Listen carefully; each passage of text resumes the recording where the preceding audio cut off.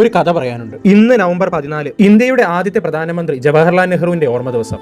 അന്ന് തന്നെ ബീഹാർ തെരഞ്ഞെടുപ്പിന്റെ റിസൾട്ട് വന്നത് ആകസ്മികം മാത്രമല്ല, ഓർത്തെടുക്കേണ്ട ഒന്ന് തന്നെയാണ്. സ്വാതന്ത്ര്യത്തിന് ശേഷമുള്ള ഇന്ത്യയെ ബേബി റിപ്പബ്ലിക് എന്നും 10 വർഷം പോലും ആയുസില്ലാത്ത യൂണിയൻ ഓഫ് സ്റ്റേറ്റ്സ് എന്നും മറ്റും പറഞ്ഞു കളിയാക്കിയ ബ്രിട്ടീഷ് സാമ്രാജ്യത്തിന് മുൻപിൽ 75 വർഷത്തിന് ശേഷവും ഇന്ത്യ ഇങ്ങനെ നിലനിൽക്കുന്നുണ്ടെങ്കിൽ നാം പ്രധാനമായി ഓർത്തിരിക്കേണ്ട മുഖം തന്നെയാണ് ജവഹർലാൽ നെഹ്റുവിൻ്റേത്. ഇന്ത്യയെ കഴിഞ്ഞ 100 വർഷമായി പയ്യെ പയ്യെ കാർന്നു തിന്നുന്ന സംഘപരിവാർ രാഷ്ട്രീയത്തിന് കഴിഞ്ഞ 12 വർഷമായി നമ്മൾ കാണുന്ന മോദിയുടെ സംഘപരിവാർ സർക്കാർ എത്ര ശ്രമിച്ചിട്ടും ഇന്ത്യയുടെ ജനാധിപത്യ വ്യവസ്ഥയെ മുഴുവനായി അടിയറവ് പറയിക്കാൻ അവർക്ക് സാധിച്ചിട്ടില്ല. എന്തുകൊണ്ടാണത്? എപ്പോഴെങ്കിലും അത് ചിന്തിച്ചിട്ടുണ്ടോ? അത്രമാത്രം ശക്തമാണ് നമ്മുടെ ഭരണഘടന, അത്രമാത്രം ശക്തമാണ് ഈ യൂണിയൻ ഓഫ് സ്റ്റേറ്റ്സിനെ നമ്മൾ എന്താക്കിയിരിക്കുന്നോ ആ രാജ്യം. ഇന്ന് ഈ തെരഞ്ഞെടുപ്പിൽ നമ്മൾ ജയിച്ചിരുന്നെങ്കിലോ എന്താവുമായിരുന്നതിന് സ്ഥിതി?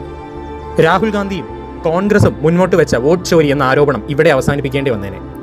മോദിക്ക് ഇന്ത്യയുടെ ഭരണം നിലനിർത്താനെങ്കിലും ബീഹാറിൽ ജയിക്കേണ്ടി വന്നു.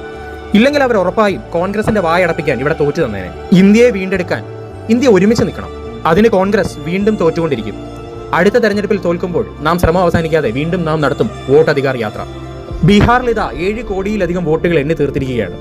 അതായത് 67% പോളിംഗ് എന്ന് പറയുമ്പോൾ മുഴുവനുള്ള 7 കോടിയിൽ 5 കോടിയിൽ താഴെ വോട്ടുകൾ മാത്രമേ എണ്ണാൻ സാധിക്കൂ. അവിടെ ഇതാ 2 കോടിയോളം വോട്ടുകൾ അധികമായി എണ്ണിയിരിക്കുകയാണ്. ഇവിടെ തുടരുന്നു രാഹുൽ ഗാന്ധിയുടെ ആരോപണങ്ങൾ. ഇനി ഇലക്ഷൻ കമ്മീഷൻ വരും, BJP നേതാക്കൾ വരും, അങ്ങനെ പലരും വരും. ന്യായീകരണങ്ങളെല്ലാം അവസാനിക്കുമ്പോൾ ഇന്ത്യ വീണ്ടും വോട്ട് ചോരി എന്ന് പറഞ്ഞു തുടങ്ങും. അടുത്ത തെരഞ്ഞെടുപ്പിൽ വീണ്ടും വോട്ടർ അധികാർ യാത്രകൾ നടക്കും. ചരിത്രത്തിൽ എല്ലാ ഏകാധിപതികളുടെയും അവസാനം ഇതുപോലെ തന്നെയാണ്. അവസാനം ജനങ്ങൾ ഇറങ്ങും. അപ്പോൾ നമ്മൾ നെഹ്റുവിനെ വീണ്ടും ഓർക്കും, വീണ്ടും നന്ദി പറയും. ഇങ്ങനെ ഒരു ഭരണഘടനയും ഇങ്ങനെ ഒരു രാജ്യവും ഞങ്ങൾക്ക് കെട്ടിപ്പടുത്തി തന്നില്ലായിരുന്നെങ്കിൽ സംഘപരിവാറിന് ഞങ്ങൾ പണ്ടേ കീഴ്പ്പെട്ടേനെ.